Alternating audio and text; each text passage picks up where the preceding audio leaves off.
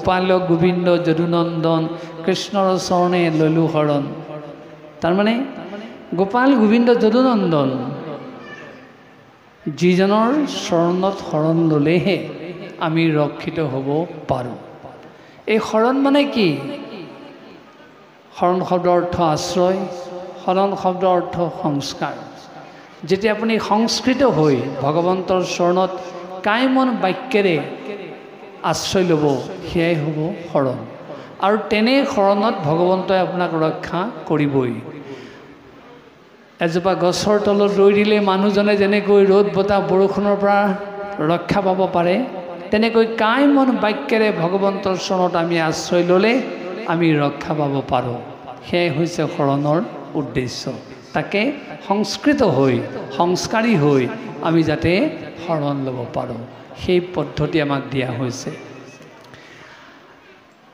এই নামৰ যোগেদি আমাক এনেধৰণে এনে পৰিৱেশ দি দিছে, আৰু তাৰ লগতে এই নামঘৰে আমাক দিছে সামূহিক ক্ষেত্ৰৰ বাতাবৰণ। যেতিয়া আমাৰ লোকসকল নাম গাবলৈ আহে, কোন আহে? শইকীয়া, বৰুৱা, দত্ত, হাজৰিকা, সন্দিকৈ, গগৈ, গোহাঁই, বৰা। কিন্তু যেতিয়া তেওঁলোকে নাম গায়, আমি কোনো কাৰণতে সেই উপাধিৰ লোকসকলে নাম গাইছে বুলি নকওঁ। আমি কি বুলি কওঁ? ভকতে নাম লৈছে। অৰ্থাৎ নিজৰ নিজৰ উপাধিবিলাক নাইকিয়া কৰি সামূহিক সত্তালৈ ৰূপান্তৰিত কৰা সমাজখনেই হ'ল ভকতৰ সমাজ। সেয়া আমাক নামৰ যোগেদি ভকত কৰা হৈছে। আৰু আপোনালোকে জানে, দুঘৰ মানুহৰ মাজত কাজিয়া লাগিব পাৰে, কিন্তু কিবা কাৰণত আহি যদি দুইজন মানুহ নামঘৰত একেলগে বহিব লগা হ'ল, কিলাকুটি লগাই যেতিয়া নাম গায়, কাজিয়া শেষ, মনোমালিন্য শেষ।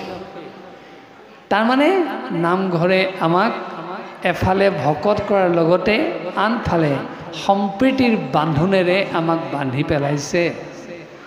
ভাতৃত্বভাৱেৰে আমাক সেই এনাজৰীৰে বান্ধি পেলাইছে। গতিকে নামঘৰে অসূয়া অপ্ৰীতি নাইকিয়া কৰিব পাৰে। নামঘৰে সকলোকে সামূহিক কৰিব পাৰে। নামঘৰে কাজিয়া নাইকিয়া কৰিব পাৰে। নামঘৰে আমাক কলামুখী কৰিব পাৰে।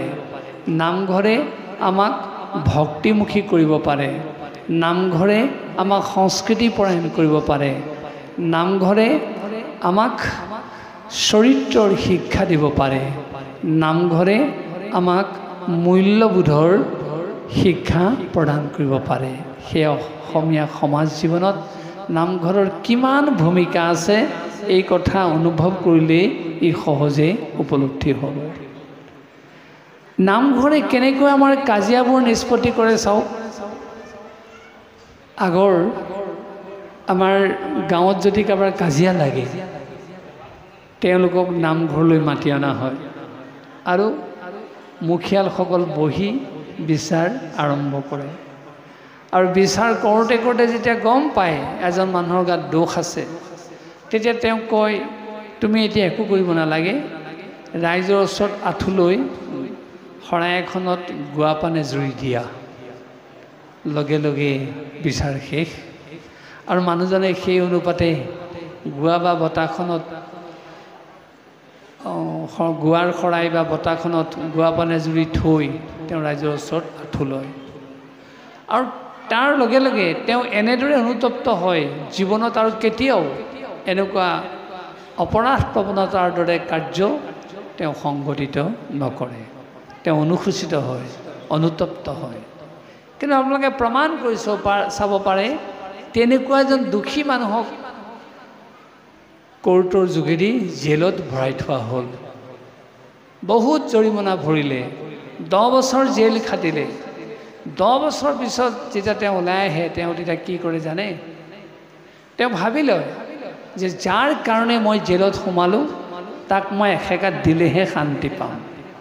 সেইকাৰণে 10 বছৰৰ পিছত যেতিয়া তেওঁ জেলৰ পৰা ওলাই, সুপ্ত সিংহৰ দৰে প্ৰতিশোধ পৰায়ণী স্বভাৱটোৰে সেই মানুহজনৰ ওপৰত জঁপিয়াই পৰে। তাৰমানে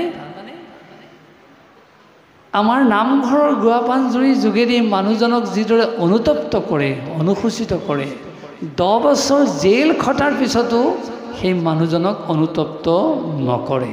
সেই আমাৰ অসমৰ সমাজ জীৱনত হৃদয়খন ধৌত কৰা, হৃদয়খন পৰিষ্কাৰ কৰা, প্ৰকৃত অনুতপ্ত কৰাৰ পৰিৱেশ দিয়া ধৰ্ম আদালতখন হ'ল নামঘৰ। আমি নামঘৰৰ যোগেদি আমি অনুসূচিত হ'ব পাৰোঁ।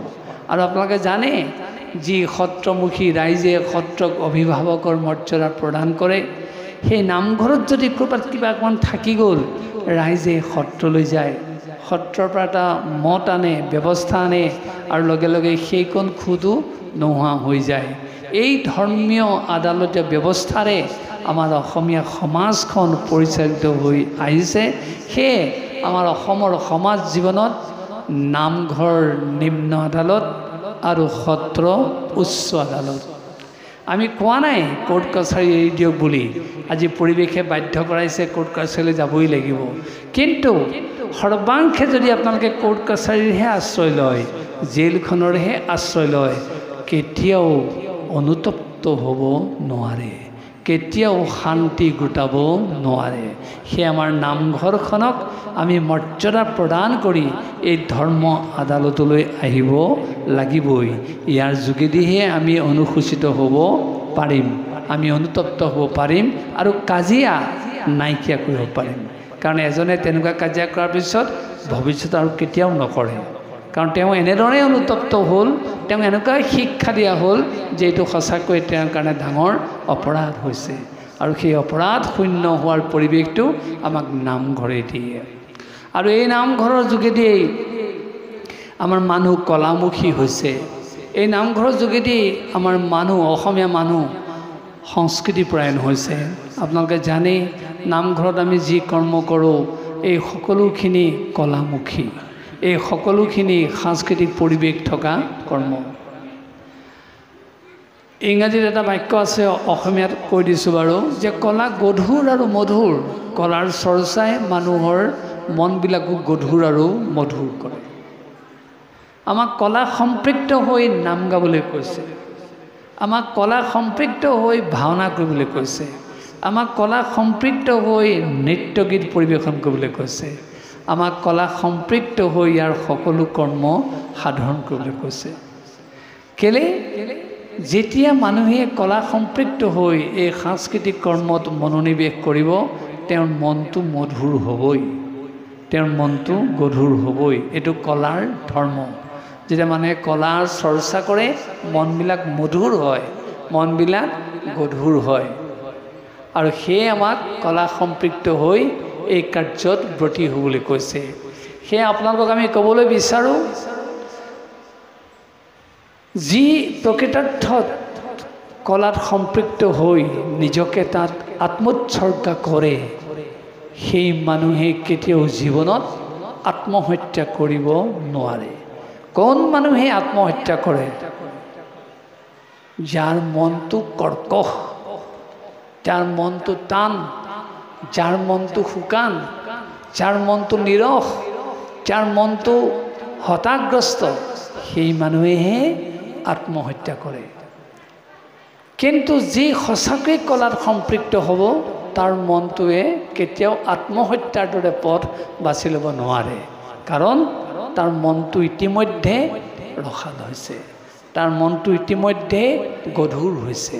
কাৰণ কলাই মনটো ৰসাল কৰিবই, গধুৰ কৰিবই। সেই মানুহে আত্মহত্যা কৰিব নোৱাৰে। কিন্তু আপোনালোকৰ মনত প্ৰশ্ন হ'ব পাৰে, ভাওনা কৰা মানুহ এজনেও, নৃত্য গীত কৰা মানুহ এজনেও, নাম গাই থকা মানুহ এজনেও দেখোন আত্মহত্যা কৰে। তেতিয়া আমি ক'ব লাগিব যে তেওঁ কেৱল লোকক দেখিহে নাম গাইছে, তেওঁ কেৱল বাহবা ল'বৰ কাৰণে, চাৰ্টিফিকেট ল'বৰ কাৰণেহে ভাওনাত অংশগ্ৰহণ কৰিছে, তেওঁ কেৱল সেই তেনেকুৱা প্ৰমাণ পত্ৰ পাবৰ কাৰণেহে নৃত্য গীত কৰিছে। যদি তেওঁ সঁচা অৰ্থত ভিতৰলৈ সোমালহেঁতেন, কেৱল চাৰ্টিফিকেটখনেই, প্ৰমাণ পত্ৰখনেই তেওঁৰ লক্ষ্য নহ'লহেঁতেন, সেই মানুহে কেতিয়াও সেই ৰসাপ্লুত হৃদয়খনৰ পৰা আঁতৰি থাকিব নোৱাৰিলেহেঁতেন। গতিকে যি মানুহে আত্মহত্যা কৰিছে ইয়াত জড়িত হৈও তেওঁলোকে আচলতে প্ৰকৃতাৰ্থত তাৰ ভিতৰলৈ প্ৰৱেশ কৰিব পৰা নাই। আৰু যদি প্ৰকৃতাৰ্থত প্ৰৱেশ কৰে তেওঁৰ মনটো অৱশ্যম্ভাৱী ৰসাল হ'বই, অৱশ্যম্ভাৱী গধুৰ হ'বই, অৱশ্যম্ভাৱী তেওঁ সামূহিক হ'বই, তেওঁৰ জীৱনটো ব্যক্তিগত হৈ নাথাকে। এয়া নামঘৰৰ মাহাত্ম্য। নামঘৰে আমাক এনে অৱস্থা সৃষ্টি কৰি দিব পাৰে। আৰু আমি সেয়ে ক'ব খোজোঁ যে নামঘৰ আমাৰ সমাজৰ অভিভাৱক স্বৰূপ। আপোনালোকে জানে ঘৰত থকা পৰিয়ালৰ লোকসকলৰ মাজত যেতিয়া সমস্যাৰ সৃষ্টি হয়, যেতিয়া ভয় ভাৱ সঞ্চাৰিত হয়, তেতিয়া তেওঁলোকে কি কৰে? সন্তানসকল প্ৰথম মাকৰ ওচৰলৈ যায়। মাকৰ আলাসৰ লাৰু হ'ব পাৰে সন্তানটো, কিন্তু মাকে সকলো কথা শুনাৰ পিছতো সিদ্ধান্ত নিদিয়ে, কয় তই পিতৃ চলি যা, পিতৃহে তোক আচল সিদ্ধান্ত দিব। ঠিক সেইদৰে অসমৰ জনতাৰ হৃদয়ৰ মাজত যেতিয়াই ভয়ৰ কম্পন হয়, অসমৰ জনতাই যেতিয়াই সমস্যাৰ সন্মুখীন হয়, অসমৰ জনতাই যেতিয়াই মনোবাঞ্ছা পূৰণৰ কাৰণে হৃদয়ত সেই হেঁপাহ পুহি ৰাখে, তেতিয়াই তেওঁলোক নামঘৰলৈ ঢপলিয়াই আহে। আহি সাষ্টাংগে সেই গুৰু আসনত, মণিকূটত, ব্ৰহ্ম আসনত বা নামঘৰৰ মজিয়াৰ পৰা সেৱা জনায়। আৰু তেওঁক দেখা নাপায়, অনুমানহে কৰি লৈছে তাত ভগৱান আছে, কিন্তু অলক্ষিতে থকাজনৰ ওচৰত তেওঁ এনেদৰে কাইমন বাক্যেৰে স্তুতি কৰে, এনেদৰে সেৱা কৰে, সেই অলক্ষিতে থকাজনে তৎ মুহূৰ্ততে তেওঁৰ ভয় ভাৱ নাইকিয়া কৰি দিয়ে, সমস্যা সমাধানৰ পথ দেখুৱায়, আৰু যি মনোবাঞ্ছা পুহি ৰাখে তাকো পূৰণৰ পথ দেখুৱায়। আৰু সঁচা, আজিকালি আপোনালোকে দেখিছে কোনোবাই চোলা পিন্ধি গৈছে, চোলাটোৰ জেপত যদি ফোনটো আছে, নামঘৰৰ দুৱাৰমুখ পাৰ হোৱাৰ লগে লগে ফোনটো বাজি উঠে। তেওঁ কৈ দিয়ে, তুমি যিটো কাৰণে নামঘৰলৈ আহিছিলা তোমাৰ সমস্যাটো সমাধান হৈছে, তুমি যিটো মনোবাঞ্ছা লৈ ইয়াত সেৱা কৰিছিলা, আমুক তাৰিখে আমুকত তোমাক চাকৰিত যোগদান কৰিবৰ কাৰণে মকৰল কৰিছে, তুমি তালৈ যাব লাগে। সেয়ে চাওক নামঘৰে কেনেকৈ আমাক অভিভাৱকৰ মৰ্যাদা প্ৰদান কৰি আহিছে। কাৰণ যেতিয়া আমি সমস্যাৰ সন্মুখীন হওঁ, ভয় সন্তুলিত হওঁ, মনোকামনা পুহি ৰাখোঁ, তেতিয়াই আমি নামঘৰলৈ আহোঁ আৰু সেৱা কৰাৰ লগে লগে আমি অদম্য সাহস লাভ কৰোঁ আৰু আমাৰ সমস্যা সমাধান হৈ যায়। সেই অসমীয়া সমাজৰ বাবে নামঘৰ মূল অভিভাৱক। আৰু এই নামঘৰে আমাক বৌদ্ধিক বিকাশ দিছে, এই নামঘৰে আমাক নৈতিক শিক্ষা দিছে, এই নামঘৰে আমাক আধ্যাত্মিক শিক্ষা দিছে। কাৰণ যিকেইটা নহ'লে মানুহৰ জীৱন পৰিকল্পিত হ'ব নোৱাৰে। নৈতিক শিক্ষা কোনবিলাক? য'ত শিষ্টাচাৰ থাকে, য'ত সততা থাকে, য'ত শালীনতা থাকে, য'ত মূল্যবোধ থাকে, য'ত চৰিত্ৰ থকা শিক্ষা থাকে, এইবিলাকেই নৈতিকতা। আৰু তাত আমি মানুহক সন্মান জনোৱা, শ্ৰদ্ধা জনোৱা কথাবোৰো লুকাই আছে। উদাহৰণ দিছোঁ, দুষাৰী হৈ ভকতসকলে নাম গাবলৈ বহিছে, কোনোবাজনে কিবা কাৰণত যদি তাৰ পৰা আগে আগে যাব লগা হয়, তেওঁ দপ দপকৈ নাযায়। কেনেকৈ যাব? ভকতৰ আগেদি যাবলৈ হ'লে সেই সন্তৰ্পণ মনটো থাকিব লাগিব। লাহেকৈ আঞ্চল পাতি বুলনি দিহে তেওঁ যায়। এইটোতো নৈতিকতাৰ শিক্ষা। অৰ্থাৎ সেই আত্মাৰূপী ভকতসকল য'ত বহি আছে তেওঁলোকৰ আগেদি দপ দপকৈ যাব নাপায়। সেই আত্মাক সন্মান জনোৱাটো আমাৰ নৈতিক দায়িত্ব। আৰু সেইকাৰণে আমি বুলনি পাৰি আঞ্চল দি লাহেকৈ হাতখন বুলাই আমি তাৰ পৰা যাওঁ। ঠিক তেনেকৈ ভকতসকলে যে নাম গাইছে তাতো নৈতিকতা আৰু আধ্যাত্মিকতা আছে। চাওক কেনেকৈ আছে। প্ৰথম যিগৰাকী নাম লগোৱা নামাচাৰ্য, তেওঁ যদি নাম গায়, তেওঁ কি কৰে? কাষতে থকা ভকতসকলক নমস্কাৰ জনায়, আৰু সেই ভকতসকলেও মূল আচাৰ্যগৰাকীক প্ৰতি নমস্কাৰ জনায়। তাৰমানে ভকতসকলে তেওঁক আজ্ঞা দিলেহে তেওঁ নাম গাব পাৰে। আৰু সেই আত্মাক সন্মান জনোৱাটো হৈছে আধ্যাত্মিক চিন্তা। এক আত্মাই আন আত্মাক যেতিয়া পৰস্পৰে সন্মান জনাব সেয়াই আধ্যাত্মিক শিক্ষা। আৰু তেওঁলোকে যেতিয়া তেনেকৈ নাম গাব সেই নামতে আছে সমস্বৰ, সেই নামতে আছে আধ্যাত্মিক প্ৰেম। আৰু এইটো ক'বই লাগিব, যিটো মূল ঈশ্বৰমুখী চিন্তা সেয়াই হ'ল আধ্যাত্মিক প্ৰেম, আধ্যাত্মিক চিন্তা। আৰু যেতিয়া সকলোতে ঈশ্বৰ আছে বুলি ভাবিব সেয়াও আধ্যাত্মিক চিন্তা। গতিকে আমাক নামঘৰে এইদৰে আধ্যাত্মিক চিন্তাৰ কথা কৈছে, নৈতিকতাৰ কথা কৈছে, মূল্যবোধৰ কথা কৈছে। আৰু এই নামঘৰে আমাক কেনেকৈ সমাজ পাতি বাস কৰিবলৈ কৈছে আমি আকৌ কৈছোঁ, তাৰ উদাহৰণটো হৈছে ভকতৰ সমাজ। আমি আজি আকৌ কৈছোঁ, ক'ৰবাত কৈছোঁ আমি যে আমাৰ অসমীয়া সমাজখনৰ পৰিচয়ক লৈ কেতিয়াবা হতাশা ভাৱ আহে যে কোন অসমীয়া হৈ থাকিব।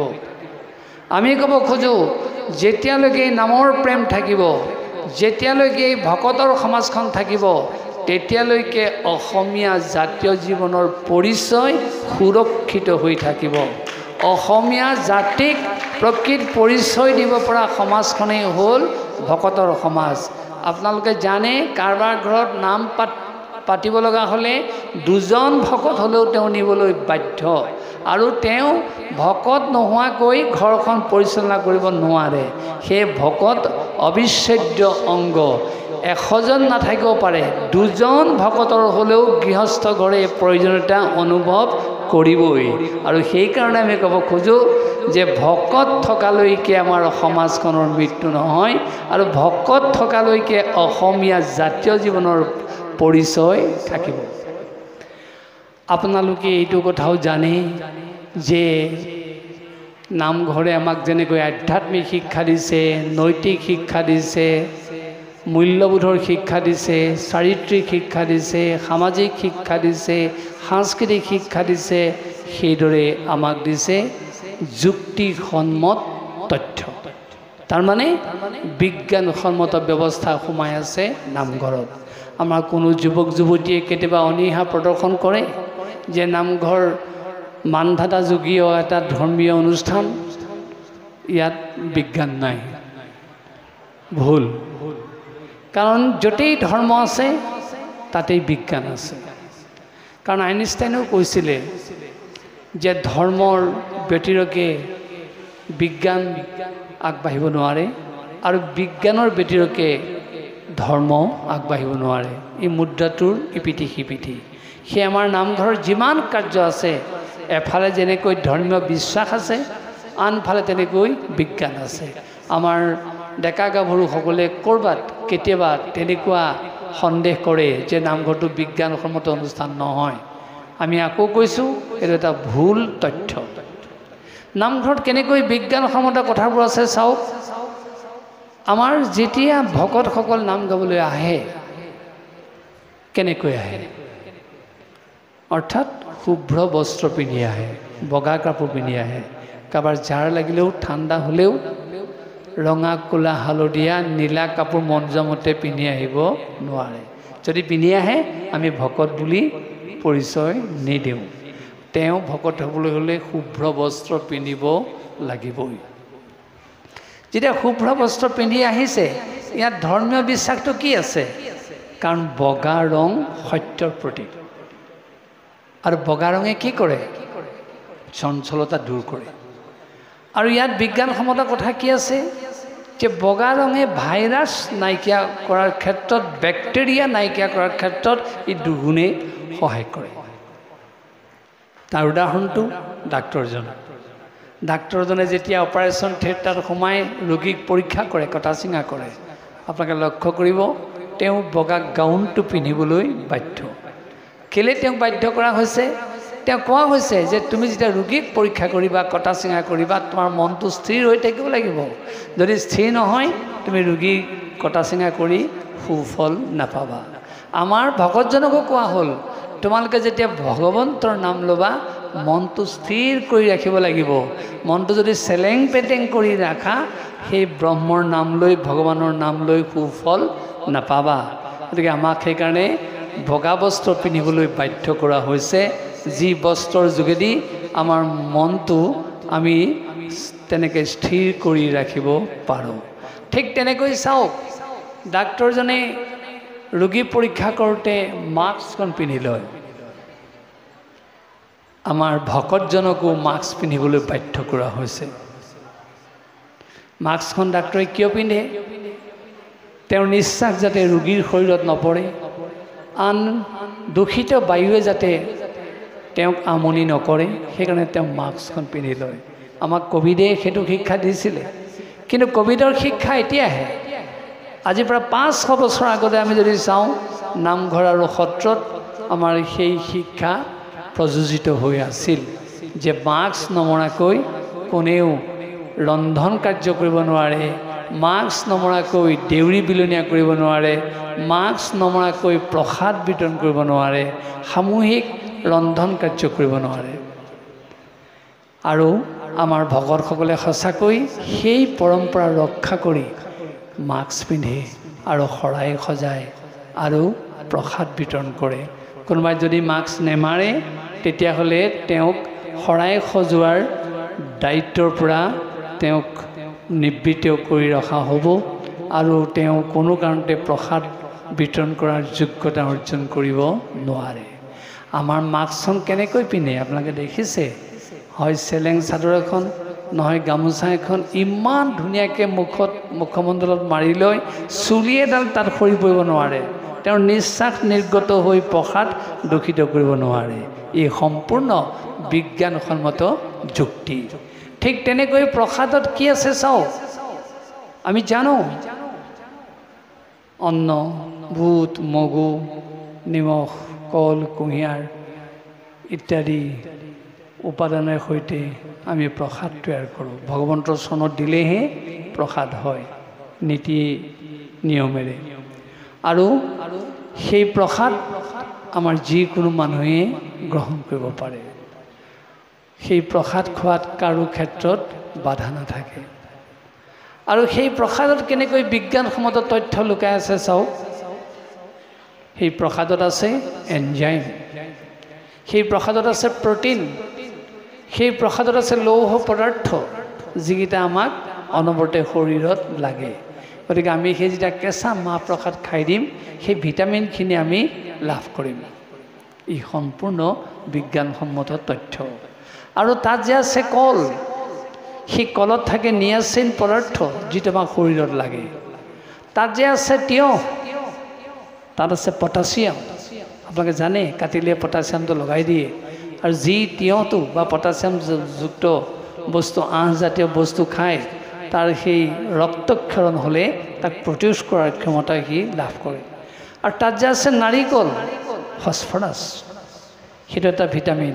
সেইটো বস্তু যদি আমাৰ শৰীৰত নাথাকে, আমাক শৰীৰত বিশেষকৈ ৰোগ সৃষ্টি কৰাত ই দুগুণেই সহায় কৰিব। গতিকে সেয়ে প্ৰসাদৰ যিটো মিশ্ৰণ প্ৰক্ৰিয়া, যিবিলাক উপাদানেৰে প্ৰসাদ হৈছে, তাত সকলো দ্ৰব্য বিজ্ঞানসন্মত দ্ৰব্য, যিটো আমাৰ শৰীৰৰ কাৰণে অত্যন্ত উপযোগী। আৰু আপোনালোকে জানে প্ৰসাদৰ মাজত এটুকুৰা বস্তু আছে, কি? আদা টুকুৰা। আদা টুকুৰাত বিজ্ঞানসন্মত কথা লুকাই আছে, কাৰণ আদাত ক্লৰিফিক এচিড আছে। ক্লৰিফিক এচিড থকাৰ কাৰণে আদা টুকুৰাই হজমী শক্তি দুগুণলৈ সম্প্ৰসাৰিত কৰিব পাৰে। সেয়ে আদা টুকুৰা প্ৰসাদৰ লগত মিশ্ৰণ কৰি দিয়া হ'ল। আপোনালোকে নিশ্চয় এইটো কথাও জানে, আজিকালি আছে নাই নাজানো। আজি কিছুদিন আগলৈকে গাঁৱৰ মাজত কাৰোবাৰ মুখ লাগিলে কোনোবা এজন ব্যক্তিয়ে মুখ লগা ভাঙি দিয়ে। কেনেকৈ? আদা টুকুৰা লৈ। তাৰমানে আদা টুকুৰা জাৰি দিয়ে। তেওঁ আদা টুকুৰা নলৈ কল, কুঁহিয়াৰ, আপেল ল'ব পাৰিলেহেঁতেন। আদা টুকুৰা কিয় ল'লে? আমি মন্ত্ৰটো গোলাই কৰা নাই, বিশ্বাসটো গোলাই কৰা নাই, কিন্তু তাত মূল কথাটো জড়িত হৈ আছে ক্লৰিফিক এচিড। ক্লৰিফিক এচিড আদা টুকুৰাত অধিক মাত্ৰাত থকাৰ কাৰণে সেইগৰাকী ব্যক্তিয়েও আদা টুকুৰাহে বাছি লৈছে। কাৰণ মন্ত্ৰ বিশ্বাস থাকিব, কিন্তু ক্লৰিফিক এচিডটো বেছি থকাৰ কাৰণে হজমী শক্তিটো দুগুণলৈ বৃদ্ধি কৰিবই। সেইকাৰণে আদা টুকুৰা জাৰি দিয়াৰ লগে লগে তেওঁৰ পেটৰ ঘুমা ভাৱটো নাইকিয়া হৈ যায় বা মুখ লগা ভাৱটো নাইকিয়া হৈ যায়। ঠিক তেনেকৈ আপোনালোকে জানে আমি প্ৰসাদ খাই চাউল সিজোৱা খোৱাৰ দৰে মুখখন প্ৰক্ষালন নকৰোঁ। যদি আমি তেনেকৈ মুখখন প্ৰক্ষালন কৰোঁ ধৰ্মীয় বিশ্বাস অনুসৰি দুখ লাগিব। প্ৰসাদ তেনেকুৱা চাউল সিজোৱা খোৱাৰ দৰে দ্ৰব্য নহয়। অথচ আমি মুখখন প্ৰক্ষালন নকৰিলেও নিস্তাৰ নাপাম। কিয়? কাৰণ প্ৰসাদৰ টুকুৰাবিলাক আমাৰ দাঁতৰ গুৰিয়ে গুৰিয়ে সোমাই থাকিব। সি দুৰ্গন্ধ সৃষ্টি কৰিব, সি বিভিন্ন প্ৰতিক্ৰিয়া সৃষ্টি কৰিব। সি আমাক প্ৰসাদৰ যোগেদি মুখখন প্ৰক্ষালন কৰাৰো ব্যৱস্থা দিয়া হ'ল। কি জানেনে? কুঁহিয়াৰ টুকুৰা। আমি প্ৰসাদ খোৱাৰ আগত কোনেও কুঁহিয়াৰ টুকুৰা চোবাই নিদিওঁ। যেতিয়া প্ৰসাদ খাই শেষ হয় তেতিয়াহে আমি কুঁহিয়াৰ টুকুৰা চোবাই দিওঁ। অৰ্থাৎ তাৰ ৰসেৰে আমাৰ দাঁতৰ গুৰিয়ে গুৰিয়ে সোমাই থকা টুকুৰাবোৰ সি পেটলৈ লৈ যায়, দুৰ্গন্ধৰ পৰা আমাক ৰক্ষা কৰে আৰু বিভিন্ন প্ৰতিক্ৰিয়াৰ পৰাও আমাক ৰক্ষা কৰে। সেয়ে প্ৰসাদৰ সকলো সামগ্ৰীতে আছে বিজ্ঞানসন্মত তথ্য। আনহে নালাগে আমি যে নাম গাওঁ তাতো আছে বিজ্ঞানসন্মত কথা।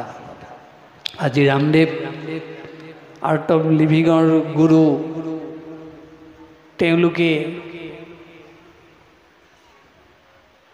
আঙুলি পিটিকি ৰোগ নিয়ন্ত্ৰণৰ শিক্ষা দিছে। তেওঁলোকে কৈছে তৰ্জনী আঙুলি পিটিকি থাকিলে এইটো অসুখ নিয়ন্ত্ৰণ হ'ব, মধ্যমা পিটিকি থাকিলে এইটো অসুখ নিয়ন্ত্ৰণ হ'ব, অনামিকা পিটিকি থাকিলে এইটো অসুখ নিয়ন্ত্ৰণ হ'ব, কনিষ্ঠ আঙুলি পিটিকি থাকিলে এইটো অসুখ নিয়ন্ত্ৰণ হ'ব। কিন্তু আমাৰ মহাপুৰুষ শ্ৰীমন্ত শংকৰদেৱে 500 বছৰৰ আগতে যেতিয়া নাম প্ৰৱৰ্তন কৰে সেইদিনা আমাক কৈছে তোমালোকে নাম গোৱা। কেনেকৈ নাম গাবা? টোপনিয়াই টোপনিয়াই নহয়, হাত চাপৰি বজাই জোৰেৰে নাম গোৱা। এই পিটিকা পিটিকি কামটো তাত অনায়াসে হৈ যাব। যেতিয়া জোৰেৰে নাম গাব শৰীৰটো ঘৰ্মাসক্ত হ'ব, অতিৰিক্ত নিমখবিলাক উলিয়াই দিব আৰু লগে লগে ই শৰীৰটো ৰক্ষা কৰাত সহায় কৰিব। চাওকচোন কিমান বিজ্ঞানসন্মত যুক্তি সোমাই আছে।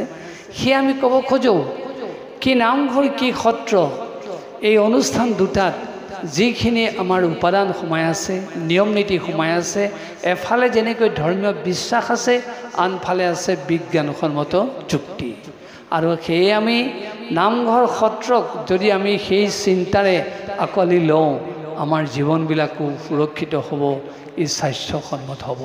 আপোনালোকে জানে মাটি আখৰা নকৰাকৈ সত্ৰীয়া নৃত্য সম্পূৰ্ণ হ'ব নোৱাৰে।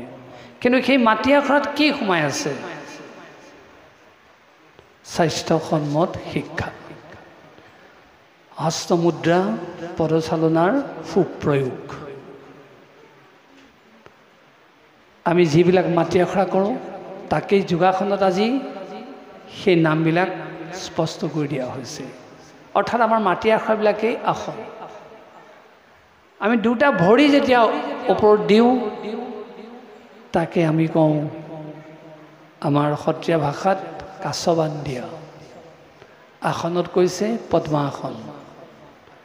দুটা হাত যেতিয়া আমি পিঠিফালে টানি দিওঁ আমাৰ মাটি আখৰাত আমি কৈছোঁ কামি হাৰ্টনা, তাকে আসনত কোৱা হৈছে ধনুৰাসন।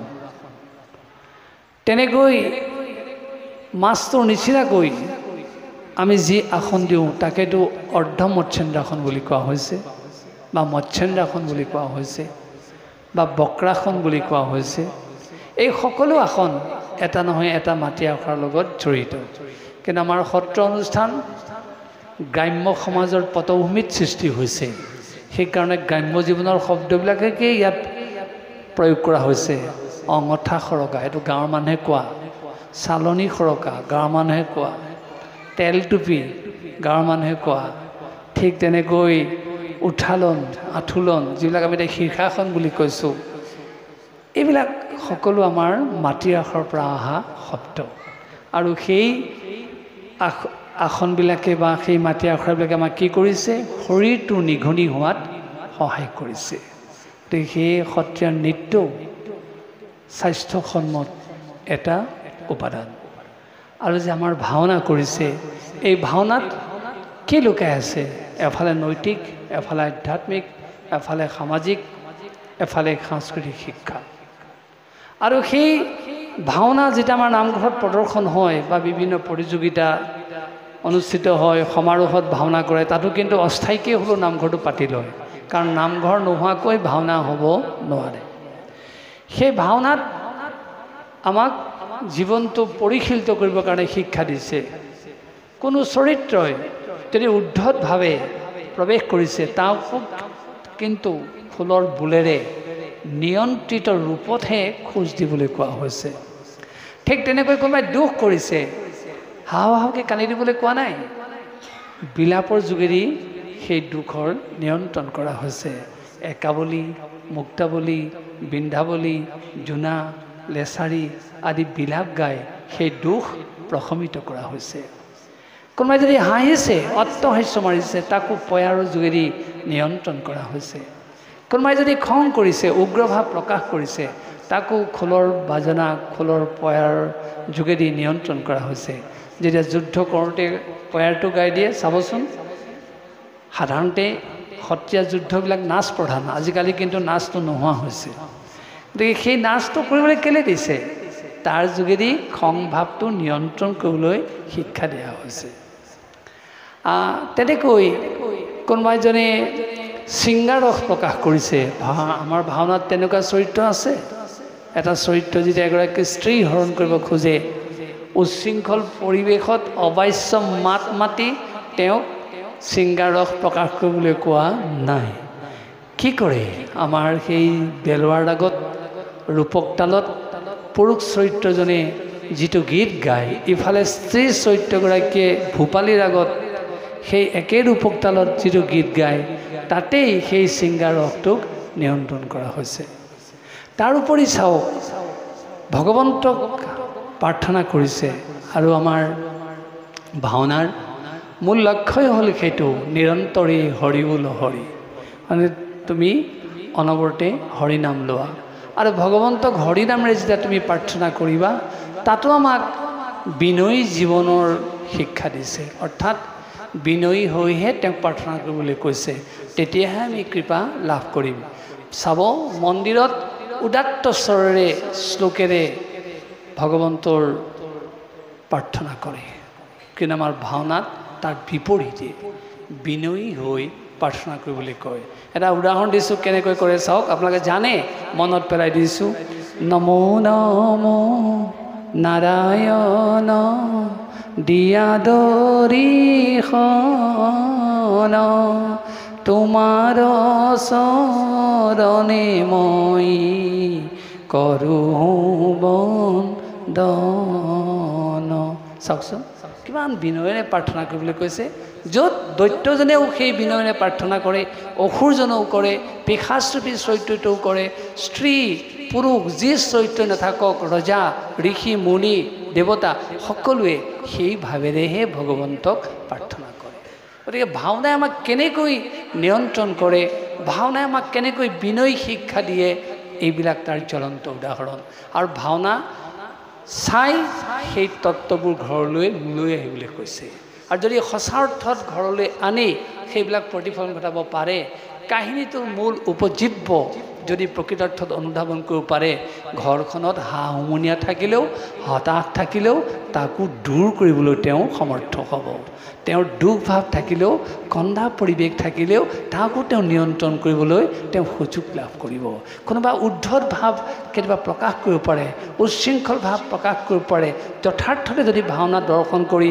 ঘৰলৈ গৈছে সেই উদ্ধত স্বভাৱটো নাইকিয়া কৰিব পাৰিব আমাৰ মানুহৰো খং উঠে কিন্তু ভাওনাৰ যোগেদি আমি খং নিয়ন্ত্ৰণ কৰিব পাৰোঁ এইদৰে আমাক নামঘৰৰ যোগেদি এফালে প্ৰসংগ নাম কীৰ্তন আনফালে ভাওনা আনফালে সত্ৰীয়াৰ নৃত্য গীত এইবিলাকৰ প্ৰয়োভৰ দিয়া হৈছে যাৰ যোগেদি আমাৰ সমাজখনত আমি শৃংখলিত ৰূপটো লাভ কৰিব পাৰোঁ সেই আমি পুনৰ কৈছোঁ নামঘৰ আমাৰ সমাজ জীৱনৰ অবিচ্ছেদ্য অংগ আৰু বহুতে ভাবে যে নামঘৰত সকলো কথা পোৱা নাযায় আজিকালি বহুতে ভাবে যে আমাক বেলেগে বেলেগে ৰস লাগে কিন্তু সেই গোটেইখিনি ৰস আচলতে নামঘৰতে বুটলিব পাৰে মহাপুৰুষজনাই সেই ব্যৱস্থাই দিছে কাৰণ নামঘৰ আৰ্কাইভ চেণ্টাৰ, পুথি সংৰক্ষণ কেন্দ্ৰ, নামঘৰ মিউজিয়াম, সংগ্ৰহালয়, বিভিন্ন স্থাপত্য ভাস্কৰ্য কলাবিলাক নামঘৰক কেন্দ্ৰ কৰি আমি সংগৃহীত কৰোঁ। নামঘৰ লাইব্ৰেৰী, পুথিভঁৰাল, নামঘৰ অডিটৰিয়াম, যিহেতু ইয়াত ভাওনা হয়, এই ৰংগমঞ্চৰ কাম কৰে। আৰু এই নামঘৰে প্ৰেক্ষাগৃহ, আমি এখন সভা পাতিছোঁ, আমি কাম কৰিব পাৰোঁ। সেয়ে আমি সমস্ত ৰস যেতিয়া আমি নামঘৰক কেন্দ্ৰ কৰি পাওঁ, নামঘৰক যদি পিঠি দি আমি বেলেগে বেলেগে ৰসবিলাক ল'বলৈ যত্ন কৰোঁ, তেতিয়াই আমাৰ অথন্তৰ অহাটো অৱশ্যম্ভাৱী। আৰু সেইটোৱে আজিকালি হৈছে। কিন্তু আমি ক'ব খোজোঁ, নামঘৰত আজি এতিয়া সমাজ বহল হ'ল, সংখ্যা বাঢ়িলে, আৰ্কাইভ চেণ্টাৰ, মিউজিয়াম, অডিটৰিয়াম গোটেইখিনি একেলগে হয়তো ইয়াত পোৱাটো সম্ভৱ নহয়। আমি বেলেগে বেলেগে ৰস ল'ম, সেই অনুষ্ঠান চৰকাৰেও দিছে, আমিও গ্ৰহণ কৰিম। কিন্তু সেইবিলাক অনুষ্ঠান পোৱাৰ পিছতো নামঘৰক আমি সৰ্বাংশে গুৰুত্ব দিব লাগিব। সেই নামঘৰেহে আমাক সুৰক্ষাৰ কৱচ দিব পাৰে, সেই নামঘৰেহে আমাক প্ৰকৃত শান্তি দিব পাৰে। কাৰণ যলৈ অহাৰ লগে লগে আমাৰ সকলো অহংকাৰ ভাৱ নোহোৱা হৈ যায়। আপোনালোকে দেখিছে, অগ্নিগড় তলেদি যেতিয়া ভাৱৰীয়া এজন আহে, দুৰ্দান্ত চৰিত্ৰৰ ভাৱৰীয়া, কিন্তু অগ্নিগড়ত সেৱাটো কৰাৰ লগে লগে সেইখিনি সময়ত তেওঁৰ সেই অহংকাৰ ভাৱ নোহোৱা হৈ যায়। তাৰপিছত যদিও চৰিত্ৰটোক সুযোগ দিয়া হৈছে, কাহিনীয়ে কৈছে, তেওঁৰ তেনেকুৱা ধৰণৰ লম্ফজম্ফ কৰি অভিনয় প্ৰকাশ কৰিছে, কিন্তু হৃদয়ৰ মাজত সেই আধ্যাত্মিকতাটো পূৰ্ণ বিদ্যমান হৈ আছে। নহ'লে সেই অগ্নিগড় তলতে তেওঁ সেৱাটো নকৰিলেহেঁতেন। গতিকে ভাওনাই আমাক সেই আধ্যাত্মিক শিক্ষা দিছে, আকৌ কৈছোঁ নৈতিকতাৰ শিক্ষা দিছে, মূল্যবোধৰ শিক্ষা দিছে, চৰিত্ৰৰ শিক্ষা দিছে।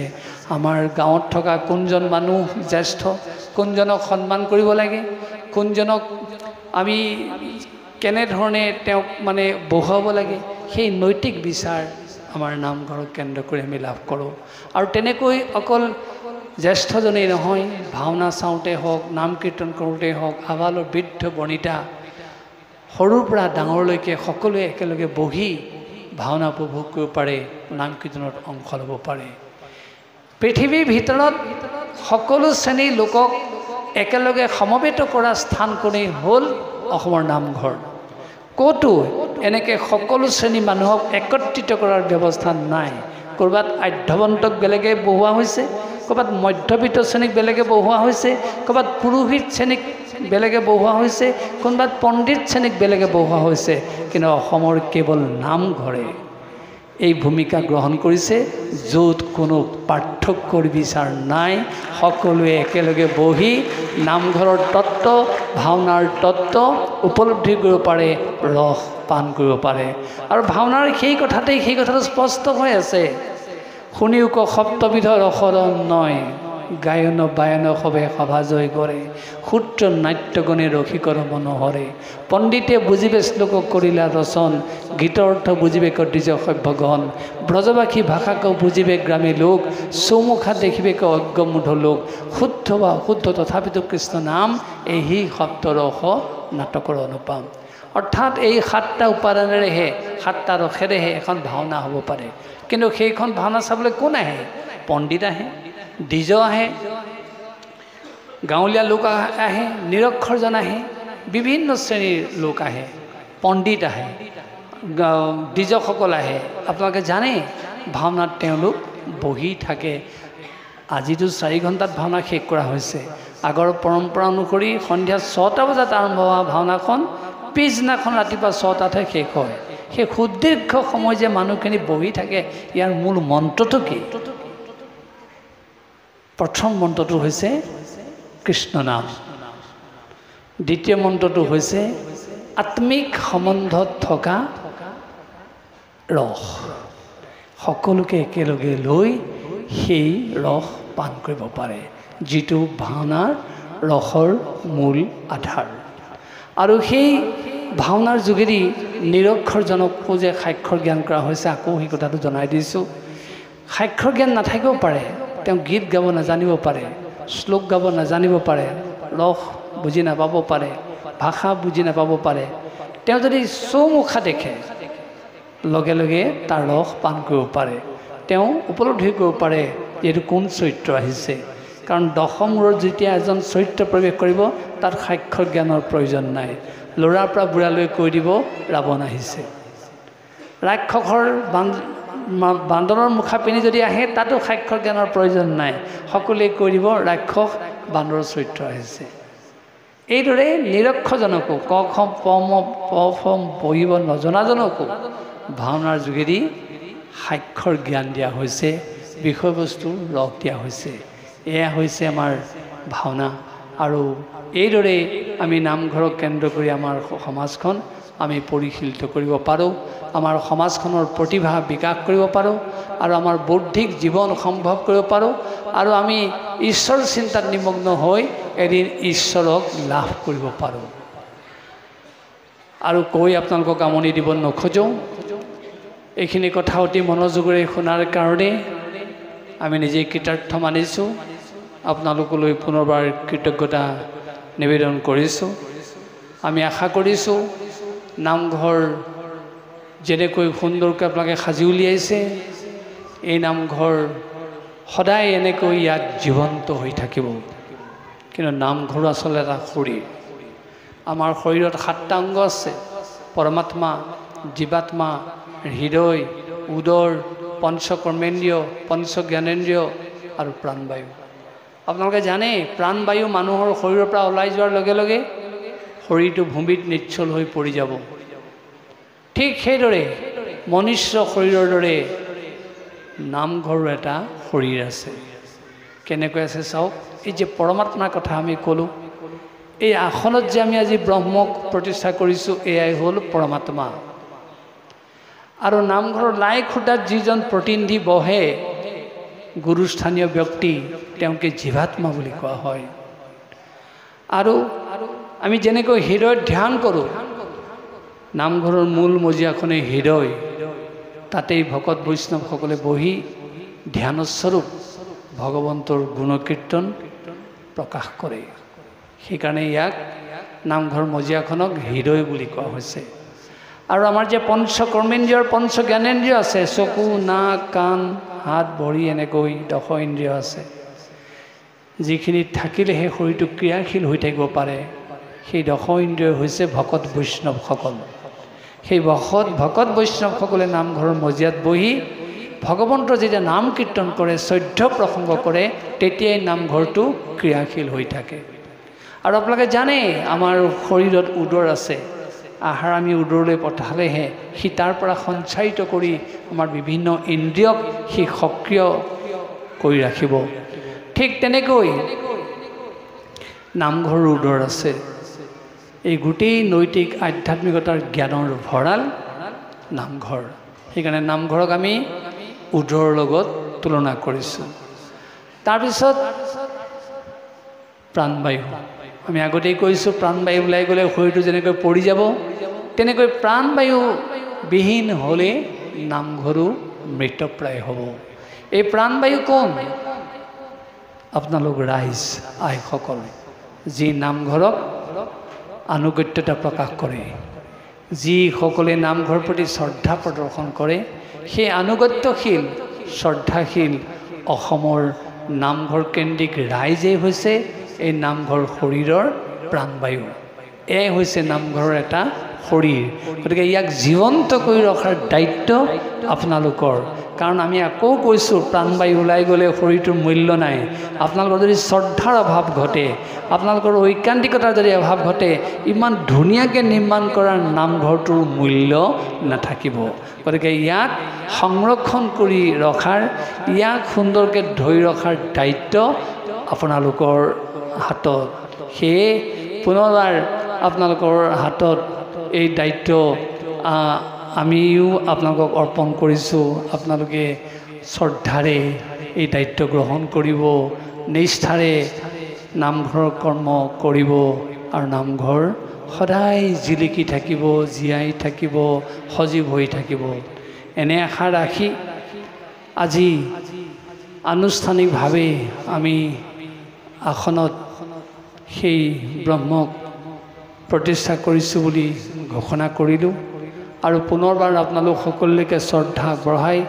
আপোনালোক সকলোৰে এশৰ প্ৰকাৰ মংগল আৰু উন্নতিৰ অৰ্থে গোবিন্দৰ চৰণত প্ৰাৰ্থনা জনাই আমাৰ কথাখিনি ইমানতে সামৰণি মাৰিবলৈ লৈছোঁ। সৰ্বে ভৱন্তু সুখিনঃ, সৰ্বে সন্তু নিৰাময়া, সৰ্বে ভদ্ৰাণি পশ্যন্তু, মা কশ্চিৎ দুঃখভাগ্ ভৱেৎ। নমস্কাৰ।